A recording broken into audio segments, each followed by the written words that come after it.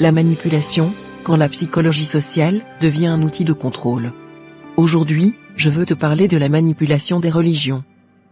Tu sais, la foi est une force puissante. Elle peut t'inspirer, te donner un sens à ta vie, et t'aider à traverser les moments difficiles, car elle est basée sur tes émotions, mais au fond c'est pour te desservir et j'expliquerai comment une autre fois. Mais il arrive en plus que des personnes, des leaders en position de pouvoir, utilisent cette foi non pour te guider, mais pour te contrôler. C'est là que la psychologie sociale entre en jeu, et je vais t'expliquer pourquoi il est crucial que tu en sois conscient.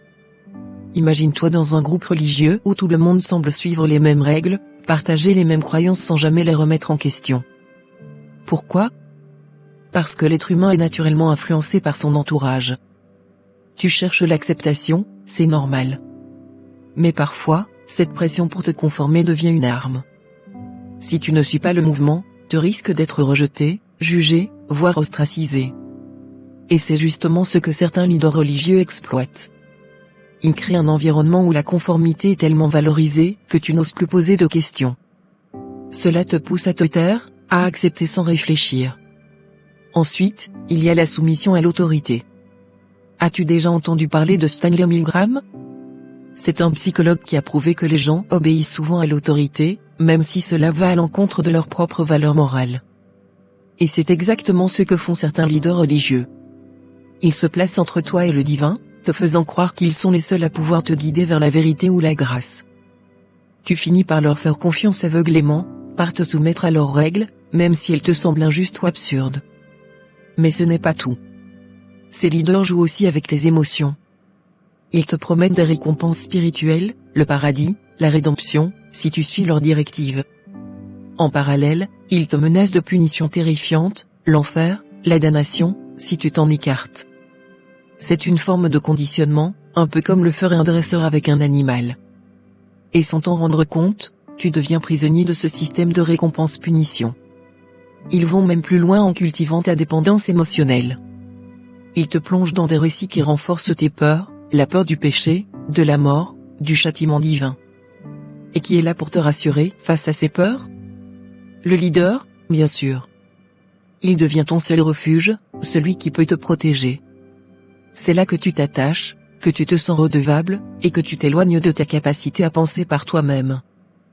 Pour couronner de tout, ces leaders exercent souvent un contrôle strict sur les informations que tu reçois.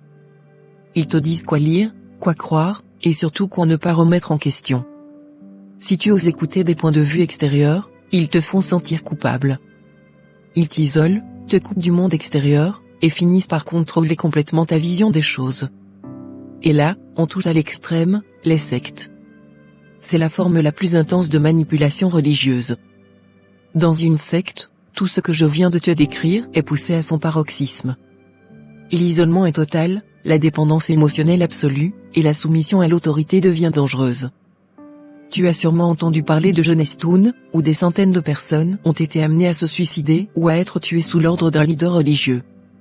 C'est tragique, mais c'est la preuve que cette manipulation peut détruire des vies.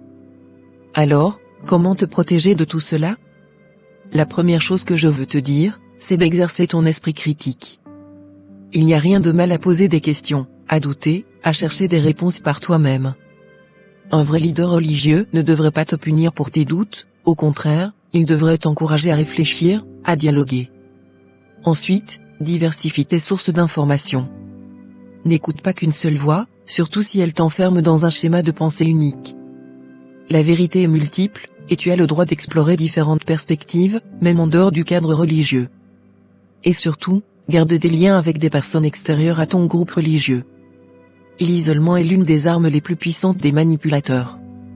Si tu restes connecté avec des amis, des proches, qui ne partagent pas forcément les mêmes croyances, tu auras toujours un point de repère pour garder une vision équilibrée des choses. Enfin, sois attentif aux dynamiques de pouvoir.